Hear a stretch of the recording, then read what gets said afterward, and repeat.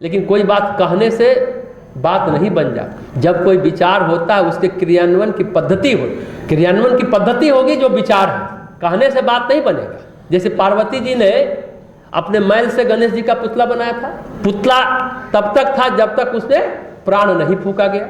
हम समझाने के लिए बोल रहे हैं, अकेला विचार भी निष्प्राण है, निस्तेज है, निष्क्रिय है जब तक उसमें क्रियान्वयन की पद्धति को सक्रिय नहीं किया जाए। क्रियान्वयन की पद्धति ही तो प्राण है। अगर कोई बात अच्छी लगी तो आज के तथाकथित जो महनीय लोग हैं, विद्वान लोग हैं, बाबा लोग हैं, वो भी कहिए, वो क्या करेंगे?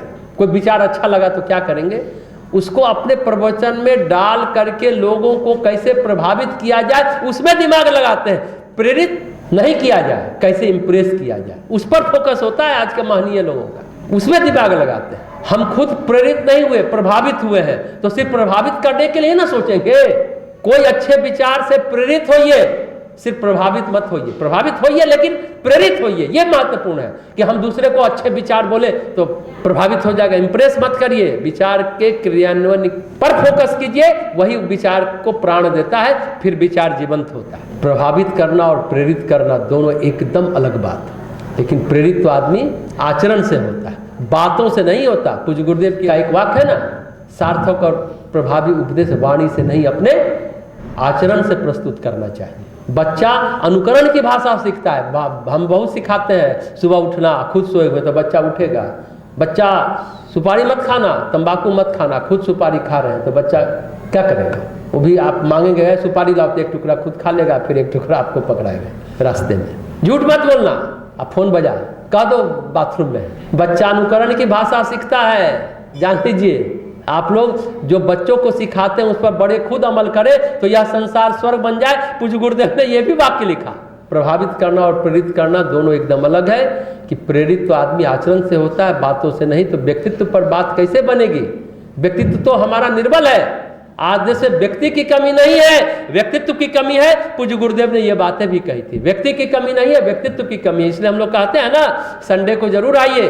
गायत्री शक्तिपीठ व्यक्ति बनकर आते हैं, व्यक्तित्व लेकर के जाते हैं। पर्सन बनकर आते हैं, पर्सनालिटी लेकर के जाते हैं। सीरियसली आइए, सारी बातों को सुनिए, उस पर दिन में विचार कीजिए, चिंतन मनन कीजिए, गुंथन कीजिए और अपने जीवन में उतारिए। आचरण में उतरेगा तो आपकी बातों को भी लोग सुनेंगे, समझेंगे, मानेंगे और उस पर चल पड़ेंगे। इस तरह से आपका जीवन बदलेगा, परिवार बदलेगा, समाज बदलेगा, राष्ट्र बदलेगा। फिर गणतंत्र दिवस मनाना हमारा सार्थक होगा। व्यक्तित्व की कमी है। व्यक्ति तो बहुत है, ये कितना हो गया? 142 करोड़ कहते हैं लोग भारत के की जनसंख्या। तो किसी ने बाल गंगाधर तिलक से पूछा कि आपके सामने देश अगर स्वतंत्र हुआ तो फिर आप क्या करेंगे? उन्होंने क्या कहा?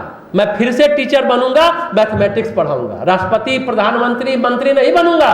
ध्यान दीजिए बाल गंगाधर तिलक ने क्या कहा। सत्ता सुख की चाहत नहीं है, सम्मान पाने की चाहत नहीं है, सिर्फ और सिर्फ प्रेम पाने की चाहत है।